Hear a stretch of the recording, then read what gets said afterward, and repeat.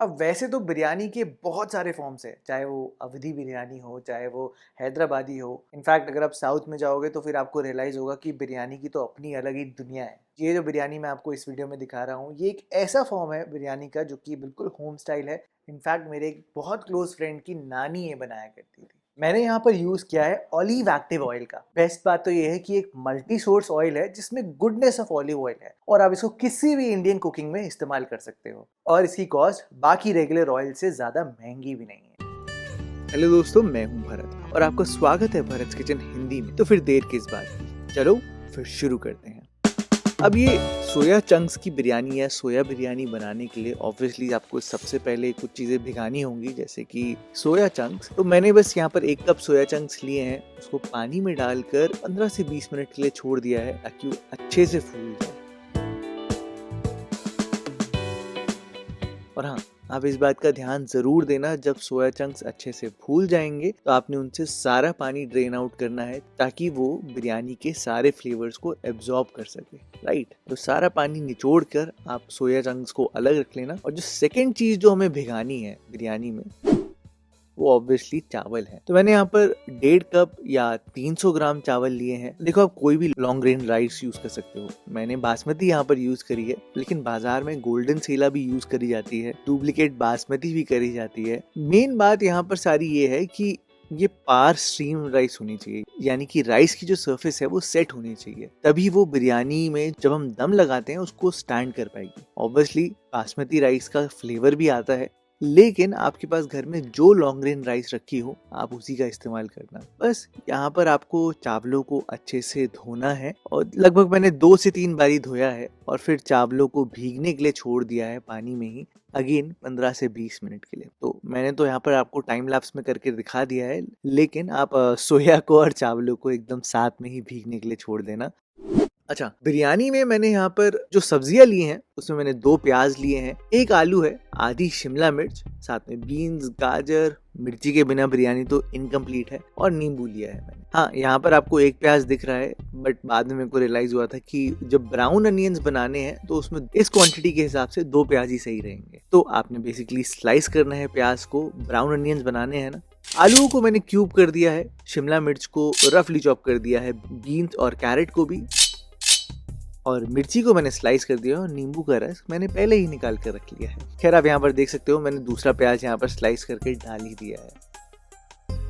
अच्छा, अब बेसिकली हमें इन सारी चीज़ों को मैरिनेशन में रखना है। मैंने आपको बोला था ना कि सोया के अंदर तक फ्लेवर जाना चाहिए, तो आप सारी सब्जियां डाल देना, मिर्च विर्च हर एक चीज़ डाल देना। फिर आपने थोड़ी सी चीज़ें डालनी है इसको मैरिनेट करने के लिए, जैसे कि ऑब्वियसली नींबू का रस, थोड़े मसाले डालेंगे जैसे कि हल्दी पाउडर, लाल मिर्च पाउडर और काफ़ी सारा बिरयानी मसाला। अगर आपके पास घर में बिरयानी मसाला नहीं है तो आप गरम मसाले का इस्तेमाल भी कर सकते हो, कोई दिक्कत की बात नहीं है। बस ये ज़रूर डालने की कोशिश करना, अब धनिया और पुदीना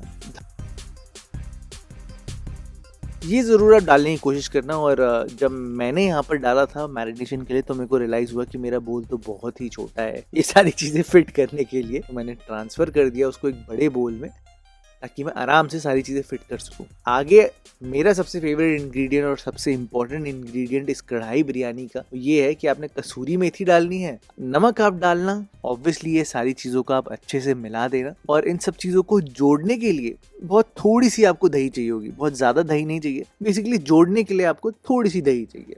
बस सारी तैयारी हो गई है, अब टाइम हो गया है पकाने का। तो यहाँ पर सबसे पहले हमें प्याज को तलना है, तो तलने के लिए मैंने यहाँ पर इस्तेमाल किया है ऑलिव एक्टिव ऑयल का। ऑलिव एक्टिव ऑयल में बेस्ट बात यह है कि इसमें गुडनेस ऑफ ऑलिव ऑयल है जो कि खाने को 20% तक लाइट बनाता है। तो है ना बढ़िया बात। बस अब कढ़ाई में यहाँ पर थोड़ा सा तेल डालना और आपने सबसे पहले प्याज को ब्राउन करना है, बेसिकली ब्राउन अनियंस बनाना है। बिरयानी में जो प्याज की शुगर क्रिस्टलाइजेशन होती है ना, वो सच में फ्लेवर्स इन्हांस करती है। एक्चुअल में तो ये जो ब्राउन अनियंस होते हैं ये मीठी फ्लेवर्स को इन्हांस करते हैं, मायर्ड रिएक्शन बोलते हैं, बेसिकली ब्राउनिंग को बोलते हैं मायर्ड रिएक्शन। और वो जो फ्लेवर है ना वो इन्हांस करता है बिरयानी का ओवरऑल फ्लेवर, वो बेस नोट्स देता है इस रेसिपी में। तो दोस्तों, ये ब्राउन अनियंस बनाने बहुत ज़रूरी है और इनको अच्छे से फ्राई करने के बाद ना इनको ठंडा करना भी बहुत ज़रूरी है। ताकि चीनी की क्रिस्टलाइजेशन जरूर हो। तो अगर आपने मेरी वीडियोस देखी है तो आपको पता ही होगा कि प्याज थोड़ा सा टाइम लगाते हैं ब्राउन होने में, लेकिन जैसे ही उनमें कलर चढ़ना शुरू होता है ना, जैसे ही एकदम फटाफट से बहुत ज्यादा ब्राउन होने लग जाते हैं। तो बस जैसे ही आप स्टेज पर आ जाओ, देखो हल्का हल्का कलर आना शुरू हो गया प्याज में, तो फटाफट से आप इनको स्ट्रेन कर देना और एक टिश्यू पेपर के ऊपर निकाल लेना और ठंडा करने के लिए छोड़ देना। अच्छा, अब फटाफट से चावलों पे आ जाते हैं। Second part of the video जो है चावल, तो चावलों को आपने 80% तक पकाना है, बाकी जो 20% है वो हम कढ़ाई में दम देते हुए पकाएंगे। तो मैंने यहाँ पर एक भगोने में 1 लीटर तक पानी डाला है। पानी में आप नमक अच्छे से डालना, मतलब भर के डालना नमक, ताकि चावलों के अंदर नमक की कोई कमी ना रहे, क्योंकि चावलों को फ्लेवर देने का एक ही टाइम होता है, वो है ये उबालने वाला टाइम।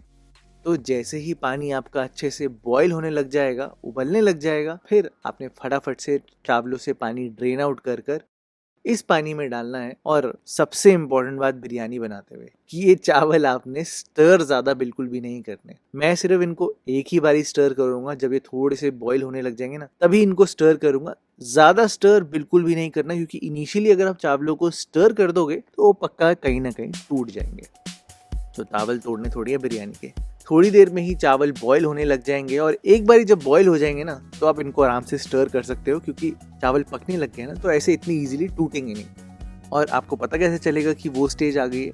बेसिकली जो ये पानी के नीचे चावल डूबे हुए हैं, वो धीरे धीरे करके ऊपर आने लग जाएंगे। दोस्तों, आपने 80% तक पकाना है। देखो 80% का मतलब कि चावल जो है वो हल्का सा नरम हो जाए, लेकिन वो पूरा एकदम सॉफ्ट नहीं हुआ है, मतलब एकदम गला हुआ नहीं है, एकदम नरम नहीं है, हल्का सा खड़ा हुआ है। जब टच कर कर देखोगे या ऐसे तोड़ कर देखोगे, आपको समझ में आ जाएगा। अब जब आपके चावल 80% तक पक जाए, तो फिर आपने करना ये है कि अब इनको स्ट्रेन कर देना, सारा पानी आप डिस्कार्ड कर देना, और अब चावल को थोड़ा सा ठंडा होने देना। बेसिकली हम बैक कुकिंग करेंगे तो चावल ऑटोमेटिकली थोड़े ठंडे हो ही जाएंगे। और अब आते हैं फटाफट से एंड की कुछ चीजें करने। एंड में मैंने आपको बोला था ना ब्राउन अनियंस, तो ब्राउन अनियंस क्रिस्पी हो चुके हैं, इसको मैरिनेशन में डाल देते हैं सब्जियों के साथ। और एक मसाला हम यहाँ पर बनाएंगे, क्योंकि हम दही का इस्तेमाल नहीं कर रहे बेस बनाने के लिए। तो मसाला बनाने के लिए मैंने प्याज लिया है एक एकदम फाइनली चॉप, और 2 टमाटर लिए हैं एकदम फाइनली चॉप। ओके, अब फटाफट से इस कढ़ाई बिरयानी को कंप्लीट करते हैं। तो ये कढ़ाई बिरयानी को बनाने के लिए पहले थोड़े से आपको खड़े मसाले चाहिए होंगे, जैसे जीरा, दालचीनी, छोटी इलायची, तेज पत्ता, काली मिर्च। मैंने जानबूझकर वो मसाले लिए हैं जो आपको बहुत आराम से घर पे ही पड़े हुए मिल जाएंगे, आपको घर से बाहर नहीं जाना पड़ेगा। जैसे ही ये हल्के से सिजल करने लग जाए, यानी कि अपना फ्लेवर छोड़ने लग जाए तेल में, फिर आप यहाँ पर प्याज डाल देना। मैंने यहाँ पर उसी तेल का इस्तेमाल किया है जिसमें मैंने प्याज को तला था। ऑब्वियसली मैंने क्वांटिटी थोड़ी सी रिड्यूस कर दी है, लेकिन उसी तेल का इस्तेमाल किया है जिसमें मैंने ब्राउन अनियंस बनाए थे, क्योंकि मेन फ्लेवर तो उसी तेल में है ना।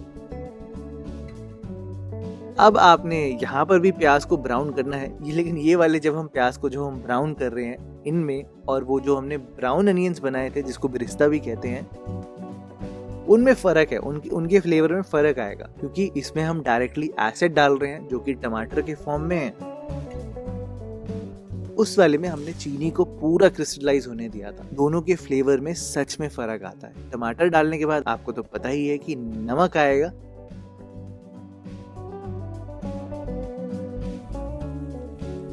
बस टमाटरों को ज़्यादा नहीं पकाना, आपका ज़्यादा टाइम व्यर्थ नहीं करने वाले बिल्कुल भी। सीधा ही आप यहाँ पर सारी मैरिनेटेड सब्जियों को डाल देना। उनको आपने थोड़ी देर तक भुनना है खुले में, बहुत थोड़ी देर तक भुनना है खुले में। उसके बाद बस आप इसको ढक देना और मीडियम फ्लेम पर 5 से 7 मिनट के लिए पकने के लिए छोड़ देना, ताकि जितनी भी ये सब्जियां हैं उनमें क्रस्ट फॉर्म होनी शुरू हो जाए, ताकि जब हम बाद में इसको दम देंगे तो ये वैसे तो स्टेबल रहेंगे, एकदम मैशी बिल्कुल भी नहीं होंगे। ये बहुत ज़रूरी पॉइंट है, बेसिकली भुन जाए। 5 से 7 मिनट के बाद देखो इस स्टेज में मैं आपको आलू दिखा देता हूँ कि अभी सब्जियां 100% नहीं पकी है, लगभग एक क्रस्ट फॉर्म हुई है, लेकिन अंदर तक गली नहीं है। बड़ा इंपॉर्टेंट पॉइंट है। अब ये बिल्कुल राइट टाइम है कि आप यहाँ पर पहले थोड़े से जो स्ट्रेन करे हुए चावल हैं, जो 80% पके हुए चावल हैं, उनको डालना, उनको इन सब्जियों के साथ अच्छे से मिला देना, क्योंकि ये हमारी फर्स्ट लेयर है। और हाँ, पानी ज़रूर डाल देना, क्योंकि अब हम स्टीम करेंगे ना, बेसिकली दम देंगे इस कढ़ाई में। तो पानी जरूर डाल देना। मैंने लगभग 3/4 कप पानी डाला है इस पॉइंट ऑफ टाइम पे। बस अब आप यहाँ पर नेक्स्ट लेयर डाल देना चावलों की। अब एंड में आपने चावलों के ऊपर थोड़ा सा धनिया पुदीना डाल देना और बिरिस्ता डाल देना। और अब आपने इसको दम पर पकाना है, एकदम लो फ्लेम पर, एकदम लोएस्ट फ्लेम पर 10 से 12 मिनट। अब ना जाके रिलैक्स करना और ये अपने आप ही इसमें सारे फ्लेवर्स डेवलप हो जाएंगे। और अब 10 से 12 मिनट के बाद ये देखो आप, इसमें मैंने केवड़ा नहीं डाला है। आप चाहो तो आप केवड़ा डाल सकते हो अगर आपको और बिरयानी जैसा फ्लेवर चाहिए। मेरी कोशिश ये है कि ये इजीली कोई भी बना ले, घर में कोई दिक्कत ना हो और उसको वो स्वाद भी आ जाए जिसको हम सब कहीं ना कहीं मिस कर रहे हैं। तो आप देख सकते हो चावल भी एकदम बढ़िया तरीके से पके हुए हैं, सब्जियां भी एकदम गल चुकी हैं, एकदम सॉफ्ट हो चुकी हैं और वही तो दम देने की खास बात है। तो दोस्तों आप इस सोया बिरयानी को बनाकर देखना। अब ये तो बहुत बड़ी डिबेट है कि ये बिरयानी है या पुलाव है। मैं ये बोलूँगा कि ये बिरयानी ही है। अगर आप खा कर देखोगे तो आपको ऑटोमेटिकली रियलाइज होगा कि ये बिरयानी ही है।